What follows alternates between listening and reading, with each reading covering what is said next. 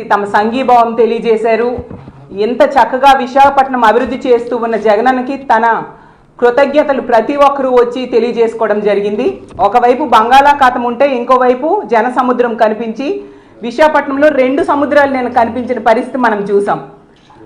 అలాగే ఒక్క ఈ జిల్లానే కాదు, ఉత్తరాంధ్రలో 3 రోజులైంది ప్రవేశించి అప్పటి నుంచి కూడా పాయక్రావుపేట నుంచి కూడా అడుగడుగున జన నీరాజనం కనిపిస్తూ ఉన్న పరిస్థితి.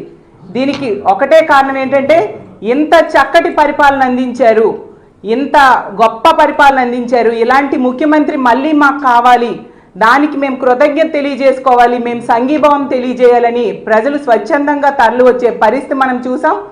అలాగే తీసుకుంటే ప్రతి జిల్లాలో కూడా ఇదే విధమైన జనసందోహం మనకు కనిపిస్తూ ఉంది. అక్కడ తీసుకుంటే కడప ప్రజలు కన్న ప్రేమను చూపించారు జగనన్న మీద.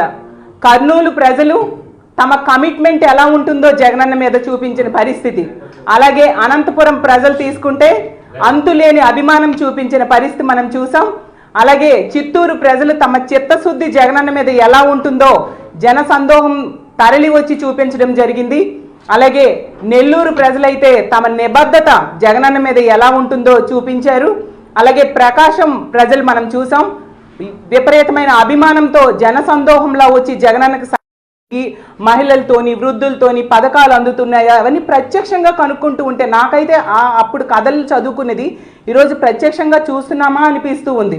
తెలుగుదేశం పార్టీ అయినా జనసేన అయినా పవన్ కళ్యాణ్ గారు చంద్రబాబు నాయుడు గారు వాళ్ళ మీటింగ్స్లో తీసుకుంటే ఇనుపు కంచెలు 1/2 కిలోమీటర్ మేర ఇనుపు కంచెలు వేసుకొని మీరు మీటింగ్స్ పెడతారు.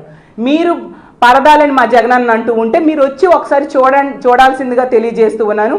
పవన్ కళ్యాణ్ గారు ఎంత ఘోరం అంటే వాళ్ళ జనసేన పార్టీ ఆఫీస్లో ఆ వీర మహిళలతో జరిగే మీటింగ్స్లో కూడా బారికేడ్స్ పెట్టుకొని అతను మీటింగ్స్ పెడతారు. అతను మా జగనన్నని పరదాలు అంటూ ఉంటే ప్రజలు నవ్విపోతూ ఉన్నారు. అంతేకాకుండా పవన్ కళ్యాణ్ గారు ఇంకోటి కూడా చెప్తూ ఉన్నారు, ఏంటి మోడీ గారికి చెప్పట జైలు కట్టిస్తారట, జైల్లో పెట్టిస్తారట మా జగనన్నని. అసలు మోడీ గారే స్వయంగా మీ చంద్రబాబు నాయుడు గారి గురించి అవినీతి పరుడు అన్న విషయం మీరు మర్చిపోవద్దు పవన్ కళ్యాణ్ గారు. ముందు పెడితే అతని కోసం జైలు కట్టించండి చంద్రబాబు నాయుడు గారి కోసం. మీరు స్వయంగా లోకేష్ గారిని అత్యంత పెద్ద అవినీతి పరుడు అన్నారు, అతని కోసం జైలు కట్టించండి. జైల్లో ఉన్న చంద్రబాబు నాయుడు గారికి మీరు మద్దతు తెలియజేశారు, మీరు కూడా వాళ్ళతో పాటు జైలుకి వెళ్తారు.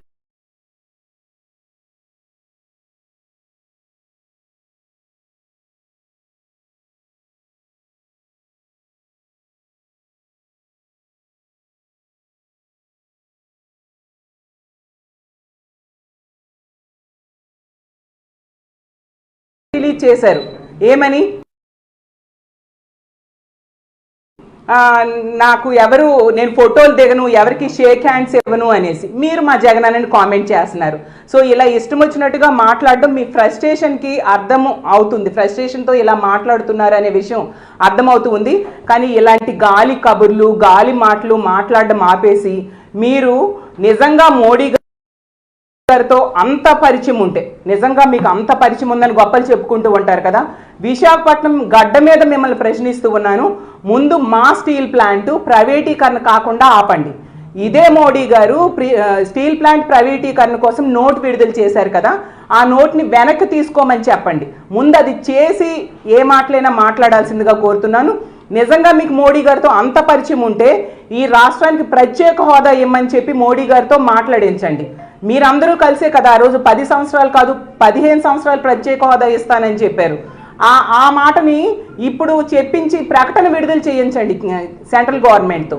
అలాగే నిజంగా మోడీ గారితో మీకు అంత పరిచయం ఉంటే పోలవరంకి నిధులు విడుదల చేయించండి. జగనన్న ఎంతగానో ట్రై చేశాడు, దాన్ని మీరు విడుదల చేయించండి మోడీ గారితో అంత పరిచయం ఉంటే. ఎందుకు ఈ గాలి మాటలు చెప్పండి. నిజంగా మోడీ గారితో మీకు అంత పరిచయం ఉంటే విభజన హామీలు అన్నీ మధ్యలో ఉండిపోయాయి. ఇప్పుడు 1,80,000 కోట్ల రూపాయలు ఉమ్మడి ఆస్తులు తెలంగాణలో ఉండిపోయి అవి రిలీజ్ చేయించండి. అవన్నీ మానేసి ఎందుకు ముఖ్యంగా విశాఖపట్నంకి రైల్వే జోన్ మా ప్రభుత్వం ఆల్రెడీ ల్యాండ్ ఇవ్వడం జరిగింది, దానికి రైల్వే జోన్ ఎప్పుడు ప్రకటన చేస్తారు అది ప్రకటన చేపించండి. ఎంతసేపు మా జగనన్న మీద ఆడిపోసుకోవడం సమంజసం కాదు. ప్రజలు హర్షించరనే విషయం తెలుసుకోండి. మీరు ఎన్ని కూటములు కట్టినా, ఎంతమందితో కలిసినా ప్రజలందరూ కూడా జగనన్న వైపే ఉన్నారనేది మా సిద్ధం సభల ద్వారా, మా బస్సు యాత్రల ద్వారా అర్థమవుతూ ఉంది. మీరు ఎంత ఫ్రస్ట్రేషన్కి లోనైనా వార్ వన్ సైడ్ అనే విషయం తెలుసుకోండి. అలాగే చంద్రబాబు నాయుడు గారు చెప్తూ ఉన్నారు, నిన్న మీటింగ్స్లో వాళ్ళకి బీఫామ్స్ ఇస్తూ చాలా మాటలు మాట్లాడారు జగనన్న మీద, ఏదో రాక్షసులు, సైకోలు ఇలా అంటూ. అయ్యా చంద్రబాబు నాయుడు గారు, మీకు ఒకటే చెప్తున్నాను, మీకంటే పెద్ద రాక్షసులు, మీకంటే పెద్ద సైకో ఈ రాష్ట్రంలో ఎవరైనా ఉన్నారా? ఎందుకంటే ఈ రాష్ట్రానికి ఉమ్మడి రాజధానిగా ఉన్న హైదరాబాద్ని ఓటుకు నోటు కేసులో మీరు దొరికిపోయి అక్కడి నుంచి పారిపోయి వచ్చేసి 10 సంవత్సరాల ఉమ్మడి రాజధానిని ఈ రాష్ట్ర ప్రజలకు దూరం చేసి ఇన్ని కష్టాలకు కారణమయ్యారు మీరు. మీకంటే సైకో, మీకంటే అవినీతి పరుడు ఎవరున్నారు చెప్పండి? మీకంటే రాక్షసుడు ఎవరున్నారు చెప్పండి? అంటే